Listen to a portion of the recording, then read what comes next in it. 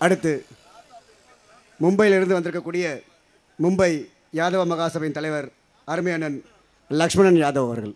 இழந்துவிட்ட உரிமையை கேட்டு நாற்றமடிக்கும் கூவம் நதிக்கரையில் 1-2 லட்சக்கணக்கான மக்களை கூட்டி பட்டினி போராட்டம் நடத்தி கொண்டிருக்கும் எனது நெஞ்சமெல்லாம் நிறைந்த தலைவன் டாக்டர் தேவநாதன் அவர்களே, இந்த கூட்டத்தை தலைமையேற்று ஆரம்பித்துவிட்டு சென்ற எங்கள் முற்கால தலைவர் டாக்டர் கோபாலகிருஷ்ணன் யாதவ் அவர்களே, கௌரவ தலைவராக பங்கேற்று யாதவ் பேரவைத் தலைவர் டாக்டர் காந்தையா அவர்களே, சமுதாய முன்னோடியவர்களே, மலேசிய பாண்டியன் அவர்களே, நெல்லை மாவட்டத்தை வெற்றி மாநாடாக நடத்தி காட்டிய நெல்லை மாவட்ட நெப்போலியன், எங்களுடைய நெஞ்சம் நிறைந்த தலைவன் டாக்டர் தேவநாதனின் மனம் நிறைந்த தலைவனாக திகழ்ந்த மரிய சுந்தரம் யாதவ் அவர்களே, நெல்லை மாவட்ட செயலாளர் சரவணன் அவர்களே, சுடலைமணி யாதவ் அவர்களே, நமது அனைத்து மாவட்ட செயலாளர் அவர்களே, கோவை மாவட்ட செயலாளர் பூபதி அவர்களே, நமது உரிமையை கேட்பது நியாயம்தான் என்று கோரிக்கை சொல்லிவிட்டு சென்ற மூவேந்த முன்னேற்ற கழக தலைவர் டாக்டர் சேதுராமன் பாண்டியன் அவர்களே, முன்னாள் ரயில்வே துறை இணையமைச்சர், முன்னாள் நெல்லை மாவட்ட ஆட்சியாளர் யாதவர்களை நெல்லை மாவட்ட யாதவர்களை நன்கு புரிந்து கொண்ட ஆட்சியாளர் வேலு அவர்களே, உங்கள் இத்தனை வரையும் ஒன்று கூடி இந்த நாற்றம் அடிக்கும் கூவ நதிக்கரையிலே பட்டினி போராட்டமாய் எந்தவித ஒரு சொட்டு தண்ணீர் கூட குடிக்காமல் கொளுத்தும் வெயிலில் தன்னுடைய உடலை வருத்தி தன்னுடைய இழந்துவிட்ட உரிமையை மீட்க போராடி கொண்டிருக்கும் எனது அருமை சகோதரர்களே, உங்கள் அனைவருக்கும் எனது சார்பாகவும் மும்பை யாதவர்கள் சார்பாகவும் நன்றி கலந்த வணக்கத்தை தெரிவித்துக் கொள்கின்றேன். நான் மும்பையில் வசிக்கின்றேன். கிட்டத்தட்ட 35 வருடம் ஆகிவிட்டது. நாங்கள் படிக்கின்ற காலத்தில் எங்களுக்கு எந்தவித முன்னுரிமையும் கிடைக்கவில்லை. படிப்பதற்கு எந்தவித முன்னுரிமையும் கிடைக்க காரணத்தினால் பஞ்சத்தில் பிழைக்க என்னை போன்று பல லட்சம் பேர் மும்பைக்கு தஞ்சம் சென்றவர்கள். ஆனால் அவர்கள் மும்பையிலே தங்கிவிட்ட யாதவர்கள் இல்லை. அப்போது என்னுடைய தாய் தலைமாமன் தமிழ்நாட்டு நெல்லை மாநாட்டுக்கு சென்று கொண்டு இருக்கிறார்கள் தான். அதனால தான் எங்களுக்கு தமிழகத்தில் இருக்கின்ற நமது சமுதாயத்தினர் எந்த அளவு வாழ்ந்து கொண்டிருக்கிறார்கள், எந்த நிலைமையில் வாழ்ந்து கொண்டிருக்கிறார்கள் என்று எண்ணி நாங்களும் எத்தனை மாநாடு என் தலைவன் நடத்தினாலும், எத்தனை கூட்டணம் நடத்தினாலும், எத்தனை பேரணி நடத்தினாலும் சளைக்காமல் மும்பையிலிருந்து வந்து கொண்டிருக்கிறோம். கிட்டத்தட்ட மும்பையிலிருந்து 100கணக்கான பேர் இந்த கூட்டத்தில் பங்கேற்று கொண்டிருக்கிறார்கள். நாங்கள் 8 பேர் காலையில் விமானத்தில் அங்கே இருந்து வந்தோம், மாலையில் விமானத்தை பிடித்து மும்பை போய் விடுவோம். அவ்வளவு ஒரு பணி நிறைந்த நிலைமையிலும் இந்த கூட்டத்தில் கலந்து கொண்டது அவசியமாக எண்ணி வந்து கொண்டிருக்கிறோம். டாக்டர் தேவநாதன் சொன்னார்கள், நீங்கள் அனைவரையும் காத்தீர்கள், உங்களை காக்க தவறிவிட்டீர்கள் என்று. ஆம், உண்மைதான். அனைவரும் காத்தோம்.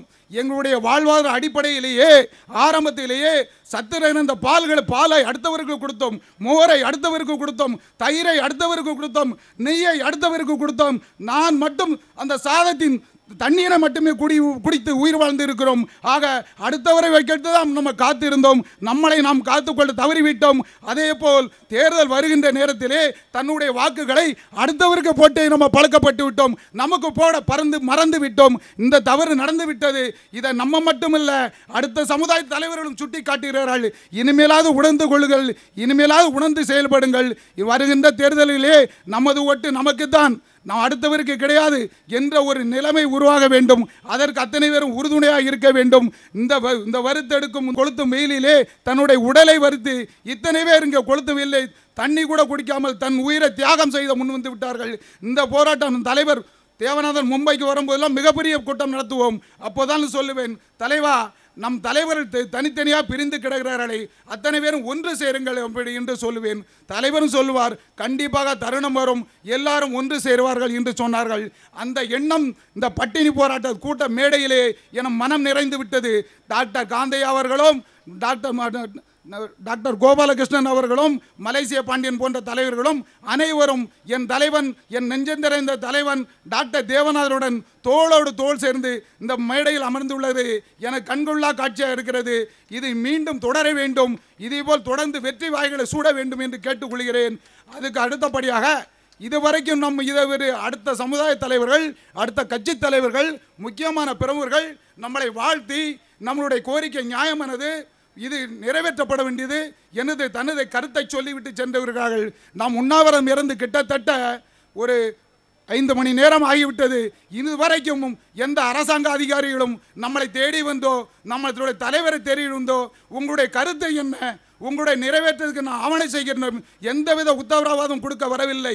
ஒரு தூசொட்டு தண்ணீர் கூட குடிக்காமல் ஆயிரக்கணக்கான என்னுடைய சகோதரர்கள் இருக்கிறார்கள். கிட்டத்தட்ட 4-4:30 மணி வாக்குகளில் 20-25 பேருக்கு கிட்ட மயங்கி விழுந்து விடார்கள். அந்த சூழ்நிலை உருவாகும். அதுக்கு பிறகுதான் மாநில அரசு ஆளை அனுப்பும். அங்கே தேவநாதன் என்ன செய்து கொண்டிருக்கின்றார், போய் பாருங்கள், பெரிய கலவரம் இடிக்க போது என்று ஆள் அனுப்ப வேண்டிய சூழ்நிலை வரும்.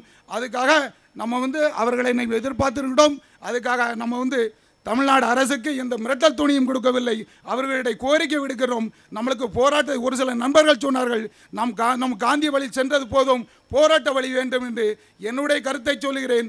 போராட்ட வழி சென்றால் தலைவர் இவ்வளவு நாளும் 10 காசு அடுத்தவன்ட்ட வாங்கவில்லை, தன்னுடைய சொந்த காசை செலவழிச்சு இவ்வளவு கூட்டம் நடத்தி கொண்டிருக்கிறார். இந்த கூட்டம் கூட்டப்பட்ட கூட்டம் இல்லை, தானாக கூடிய கூட்டம், உணர்ச்சி மிக கூடிய கூட்டம். அதனால் இந்த உணர்ச்சி உடனேயே நாம் காந்திய வழியிலேயே, அமைதியான வழியிலே நம் தலைவன் என்ன கோரிக்கை விடுக்கிறாரோ அந்த கோரிக்கையை செவிச்சாய்த்து அந்த கோரிக்கைக்கு உடன்பட்டு அவர்களுக்கு உரம் சேர்க்கின்ற வகையில் அவர்களுடைய கரத்தை பலப்படுத்தவும் நாம் ஒன்று சேர்த்து செயல்பட வேண்டும். அதுக்கு மேல்படியாக நான் ஒரு உதாரணத்தை சொல்ல விரும்புகிறேன். நம்மளுடைய சொந்த தொழில், ஆயர்குலத்தின் சொந்த தொழில் கால்நடைகளை பராமரிப்பது, மேய்ச்சல் தொழில் நடத்துவது, பால் வளத்தை பெருக்குவது, பால்வளை தொழிலை நடத்துவது. ஆக இன்றைய சூழலில் வங்கிகளில் போனால், கூட்டுறவு பண்ணைகளுக்கு போனால் நமக்கு கால்நடை வளர்ப்பதற்கு, கால்நடை வாங்குவதற்கு லோன் கிடைக்கிறதா, கடன் கிடைக்கிறதா?